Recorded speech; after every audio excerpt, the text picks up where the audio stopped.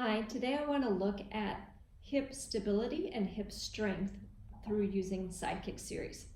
So you want to line yourself up so that you've got your shoulders stacked, your spine is long so that you're not curled, but you have a nice long spine. Pelvis and spine are in their neutral positions, meaning I have my ribs pulled in and I'm still maintaining the natural arch in the low back. I'm not tucking the tailbone and trying to take that arch out of the low back. I'm maintaining its neutral position. So when talking about hip stability, what it means is that we want the pelvis and the spine to stay quiet and in their neutral positions while we move the leg or while we move the arm, but in this case we're going to be moving the leg. So for front and back, for example, when you bring the leg forward, you wouldn't want the hip to roll and come and shift forward with the leg, or when you go back for the spine to arch to maintain your balance and the pelvis to shift in order to take the leg back. We want to keep stability in the spine and the pelvis, and just the leg is moving right here in the hip joint. So I have on contrasting solid color shirt and pants so that you can see what's happening there at the pelvic line.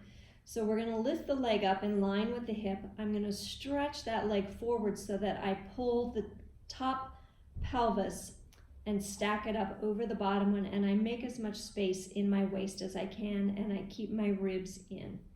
So with front and back, I like to keep my hand on the crest of my hip so I can feel that there's no movement happening there. And I can't go back very far because I'll either lose my balance or I'll try to adjust by reaching my rib cage forward. So front and back, working in the joint, meaning the only place the movement is happening is in the hip joint, is actually not a very big movement. I can bring it forward, and then it's just squeezing of the glute to bring the hip into extension to go back, and bring it forward and back. So a lot of work is happening here in the core muscles. Core muscles are actually a lot about maintaining stability while movement is happening in the limbs.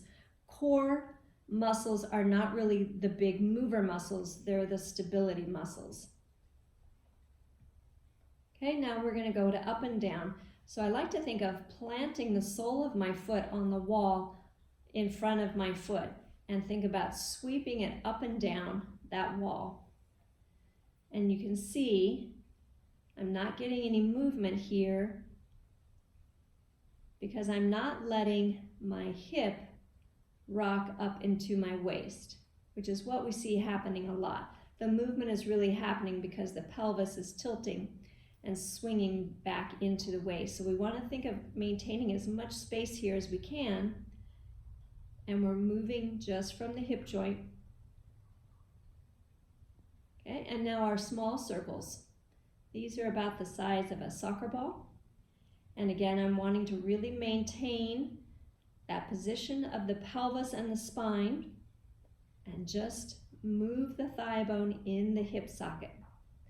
Now our large circle is going to bring the leg forward, lift up without letting my pelvis rock back into my waist. So I'm actually really working to maintain that space. I feel like I am trying to press my pelvis away from my rib cage and circle, and then I would go back.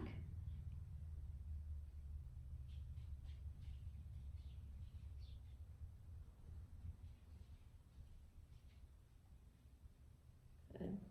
So those are the three main exercises that I want to focus on for the Sidekick series, and of course you would do both legs, but really feel how that changes your experience of Sidekick series when you really look at the work happening here in the hip joint rather than letting the pelvis get pulled around by the leg.